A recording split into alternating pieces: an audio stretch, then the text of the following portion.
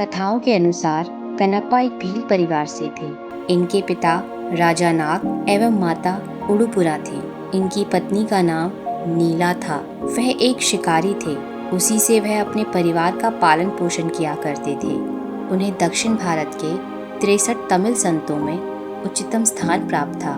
मान्यताओं के अनुसार द्वापर युग में जब महादेव ने अर्जुन की परीक्षा लेकर उसे पशुपतास्त्र प्रदान किया, तब अर्जुन ने महादेव से प्रार्थना की कि वो अगले जन्म में उनका अनन्य भक्त बनकर जन्म ले। कनप्पा को कलयुग में अर्जुन का ही स्वरूप माना जाता है। कनप्पा एक निश्चल भक्त था जो किसी भी हालत में अपने आराध्य को खुश देखना चाहता था। एक बार कनप्पा शिकार के लिए जंगल में गया। वहाँ उसे एक बहुत ही पुराना मंदिर दिखा। वो उसके अंदर गया तो वहाँ उसे शिवलिंग के दर्शन हुए, जिसे देखकर उसके मन में शिव भक्ति जागृत हुई। उसके मन में शिवलिंग की सेवा का विचार आया, पर उसे सेवा पद्धति का कोई ज्ञान नहीं था। इसीलिए उसे जो समझ आया उसने करना शुरू कर दिया। सबसे पहले उसने मंदिर की साफ सफाई की।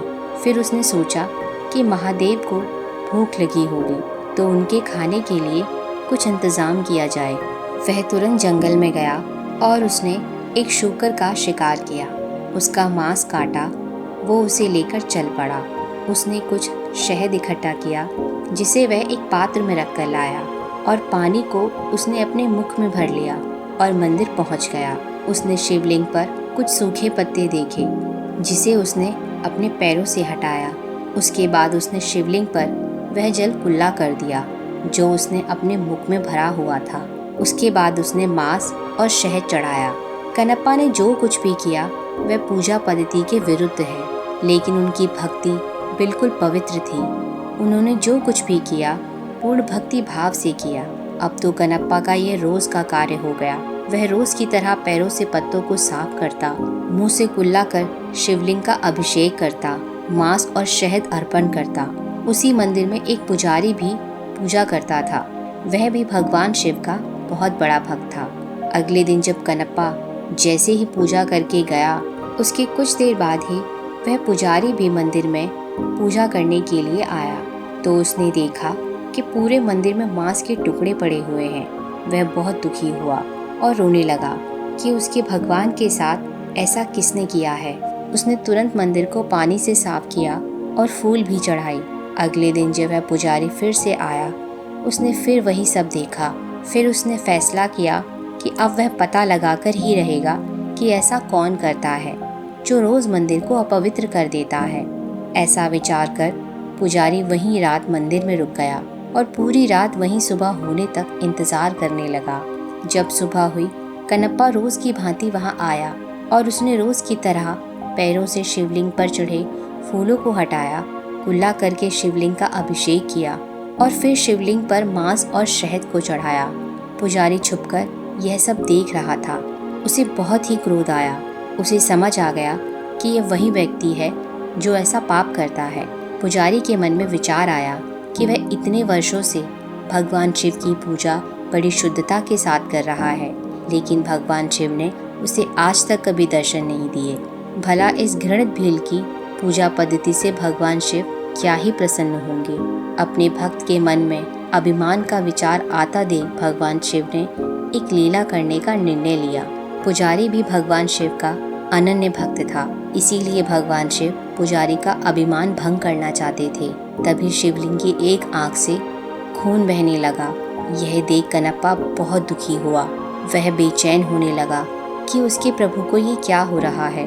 उसने तुरंत ही जड़ी बूटी इकट्ठा की और उसका लेप भगवान की आंख पर लगा दिया, लेकिन खून रुकने का नाम ही नहीं ले रहा था। कनप्पा को कुछ भी समझ में नहीं आ रहा था कि अब वह क्या करे, क्योंकि खून तो रुक ही नहीं रहा था। वो इधर उधर देखने लगा पर उसे कुछ सूझ नहीं रहा था। इधर पुजारी छुपकर यह सब देख रहा था। उसे भी कुछ समझ नहीं आया कि आखिर यह सब हो क्या रहा है। उसे लगा कि यह सब कनप्पा की कोई करतूत होगी जिससे मेरे प्रभु अप्रसन्न हो गए हैं, जिसकी वजह से उनके नेत्रों से रक्त बह रहा है। इधर कनप्पा दुखी होकर रोने लगा कि मेरे प्रभु के साथ ये सब क्या हो रहा है। तभी उसके मन में एक विचार आया कि वह अपनी एक आंख शिवलिंग में लगा देगा, जिससे शायद रक्त बहना बंद हो जाए। ऐसा विचार कर उसने एक बाण निकाला, जिससे उसने अपनी एक आंख निकाल दी और शिवलिंग पर लगा दी। जैसे ही उसने आंख लगाई, खून तुरंत रुक गया। खून रुकता देख कनप्पा की खुशी का अब कोई ठिकाना ही नहीं रहा। वो बहुत खुश होने लगा। तभी उसने देखा कि शिवलिंग की दूसरी आंख से भी रक्त बहने लगा है। कनप्पा को अब उपचार तो मिल ही गया था, इसीलिए उसने बिना कुछ विचार किए अपनी दूसरी आंख निकालने का फैसला किया। फिर वह सोचने लगा कि जब वह अपनी दूसरी आंख निकाल लेगा तो उसे वह शिवलिंग पर कैसे लगाएगा, उसे पता कैसे चलेगा कि आंख लगानी कहाँ है। तभी कनप्पा विचार कर बोला कि वह एक काम करेगा कि वह अपने पैरों के अंगूठे को शिवलिंग की आंख पर रख देगा, जिससे उसे नेत्रहीन होने के बाद भी पता चल जाएगा कि आंख लगानी कहाँ है और आंख सही जगह पर लग जाएगी। जैसे ही कनप्पा ने अपनी आंख निकालने के लिए बाण को अपने मुख की तरफ किया, तभी शिवजी प्रकट हो गए और उसका हाथ पकड़ लिया। अपने आराध्य को अपनी आंखों के सामने खड़ा देख कनप्पा उनके चरणों में गिर गया। महादेव ने उसके नेत्रों को ठीक कर दिया। तभी पुजारी बाहर निकल आया, जो वहाँ छुपा हुआ था। वह महादेव के चरणों में गिर गया। उसने कहा, महादेव, मेरे मन में अहंकार आ गया था कि मैं आपका सबसे बड़ा भक्त हूँ, लेकिन कनप्पा की वजह से मेरा यह अभिमान टूट गया। कनप्पा के कारण ही मुझे आपके दर्शन का सौभाग्य प्राप्त हुआ। आज मुझे समझ आ गया है कि आपको केवल भाव से ही प्राप्त किया जा सकता है, किसी पूजा पद्धति से नहीं। तभी महादेव ने दोनों को आशीर्वाद दिया और वहाँ से अंतर्ध्यान हो गए।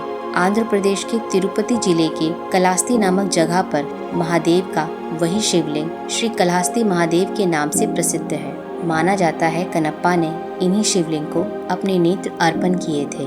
अगर आपको ये वीडियो अच्छा लगा हो तो वीडियो को लाइक, शेयर और सब्सक्राइब करें और बेल आइकन दबाना ना भूलें।